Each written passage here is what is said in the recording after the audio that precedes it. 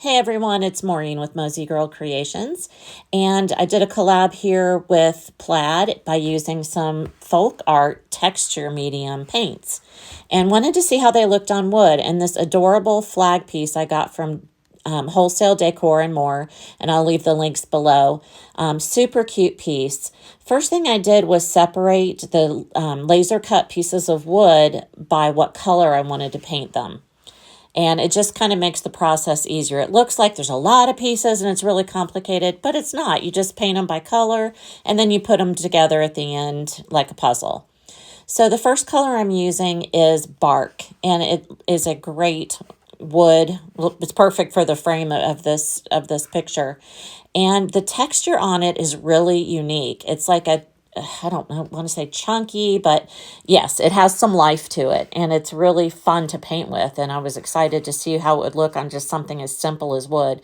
You could always use this on vases, or any ceramic pieces would be cool too. So I put the tape down. This is paint tape, just a little trick if you're painting little pieces. You just stick them on there, and that makes it so much easier to paint them. So here I'm using the color Snow for my white pieces and painting all the spindles.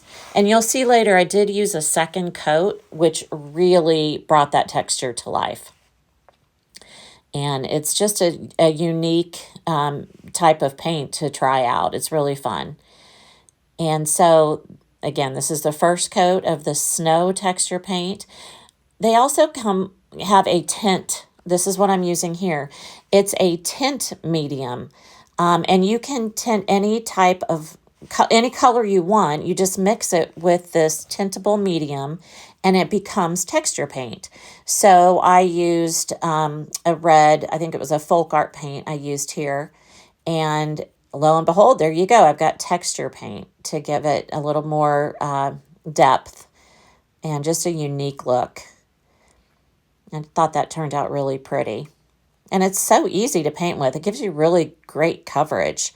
Like I said, I did do 2 coats, but I always do 2 coats. I always want my products that I make for myself or that I make to sell, I want them to look top notch. So I put 2 coats on almost everything that I do. So in this case, I also used a navy. It was an English navy by Apple Barrel. And I mixed that, again, with the tintable medium. And it doesn't even change the color. It's great. It gives it texture, but doesn't change the color of your paint. So, again, just painting all of the little spindles. Really easy to do. And again, later I went back and did another coat. But they looked good just from the beginning. Just 1 coat. I thought they looked really pretty. And I hope that you can see that texture in the video. But it really does have some depth to it. And then I painted this extra star I have that's going to go in the middle of the bow that we're going to make and attach to our sign to just add a little jazziness to it. So here I'm showing you that second coat. And look at that, how it just absolutely comes to life and just shows you.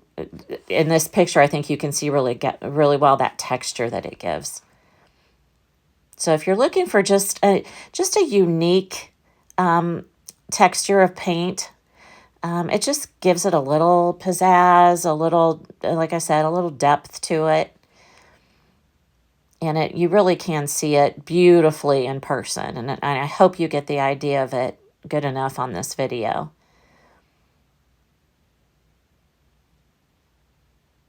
All right, so then while everything dries, and I forgot to say, I base painted the background of the sign in the color sand. So it's just a neutral tan. So here I am using some homespun fabric and a couple of different types of fabric that I had.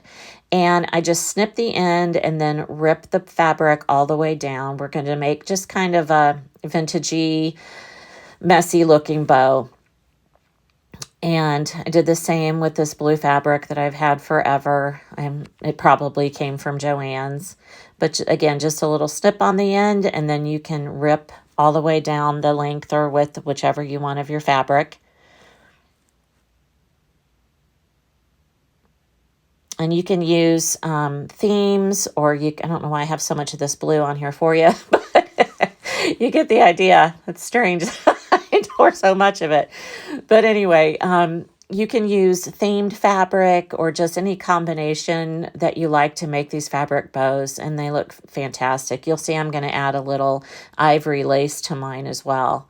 And then I got this cute fabric. I know I got this at Joann's. Oh, poor Joann's. I miss Joann's, but I'm excited that Michael's is taking over a lot of Joann's products. I hope that they use the Park Lane or have the Park Lane wood products for sale at Michael's too. Anyway, so I use my Bodabra, put a little jute in there, which is what I'm going to use to tie it all together.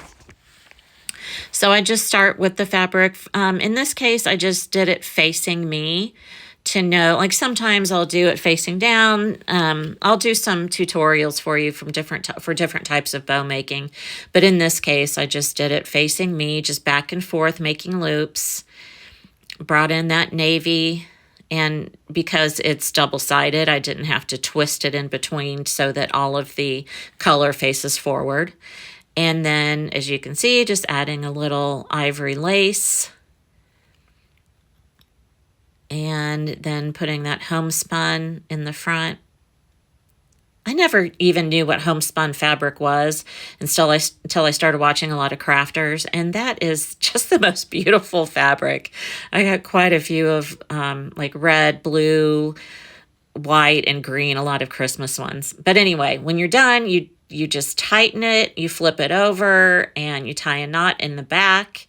And again, I can do some tutorials to teach you how to make these and spend a little more time, go a little slower. But I always give it a little haircut, fluff it up.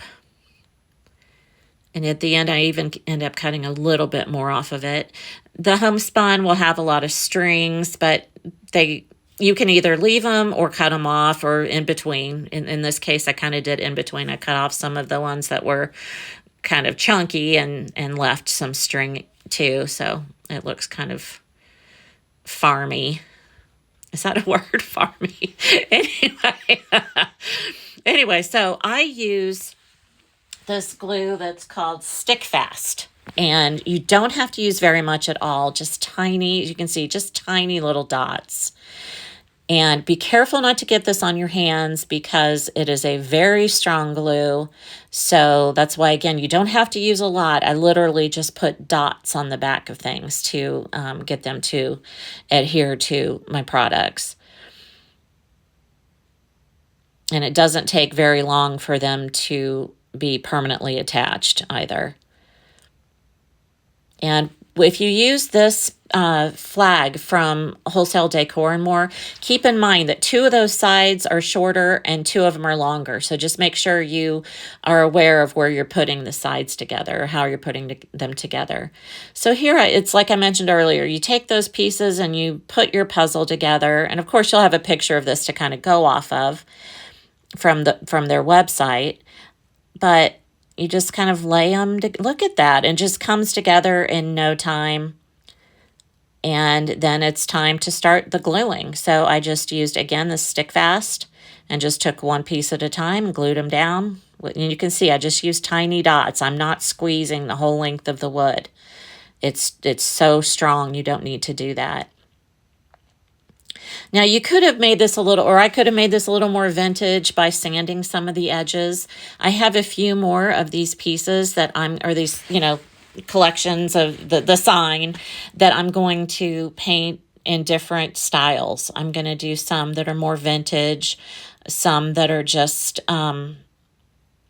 painted without the texture paint. So you can do this so many different ways. I thought about using some of my ribbon that I have to make the bow, but I decided at the last minute to do fabric. You can always use raffia, or you can use, if you have different colors of jute, you can do that too.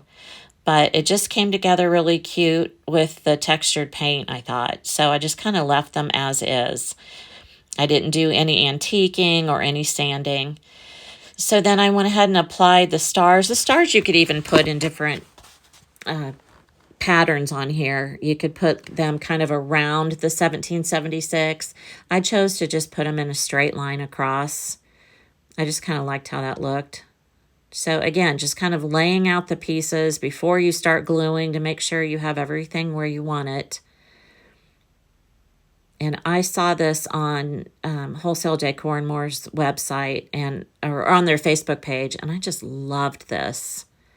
And so I ended up just doing the stars straight across.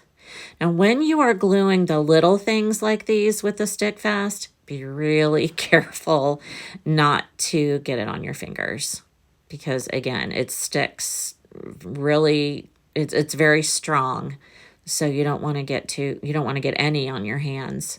If you do, you can just wash them or I use a wipey that's near me. And my paint here was a little bit sticky still because it wasn't 100% dry. So sometimes they were kind of sticking to my fingers as I raised them. But it's coming together, and I just think this looks really cute. And there are a lot of different ways you can decorate with this too. You can attach some jute or jute-covered wire on the back or ribbon on the back that you can, you can probably hear my dog barking.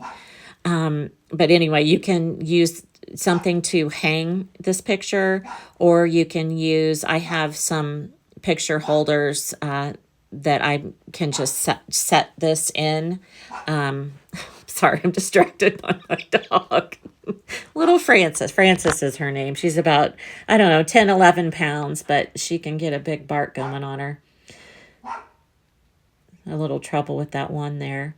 But eventually it stuck. And there you have it.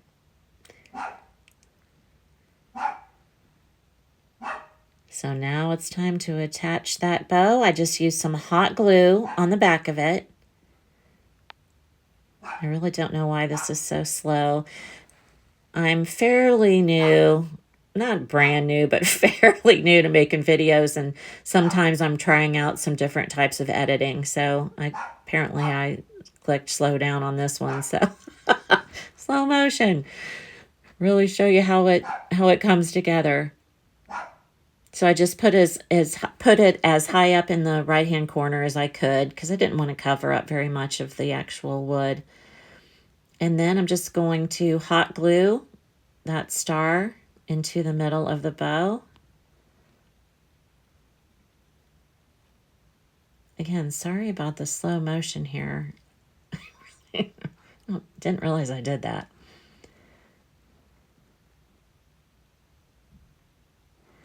And there you have it. Americana, 4th of July, Veterans Day, Memorial Day, year-round in the USA. So I hope you enjoyed this. I had so much fun making it and seeing the uniqueness of that textured paint and how it turned out. I can just imagine using it on other crafts as well. What I'm doing here is I'm just like picking off a couple of pieces of white paint. I told you it wasn't completely dry, so I had a couple of touches on there, and it just came right off, which was nice. I wasn't expecting that, but here's the final look. I hope you love it. If you have any questions, let me know. I'll put some links down in the description, and thank you, Plaid, for this awesome new texture paint. Love it. Thanks again. Mosey Girl Creations.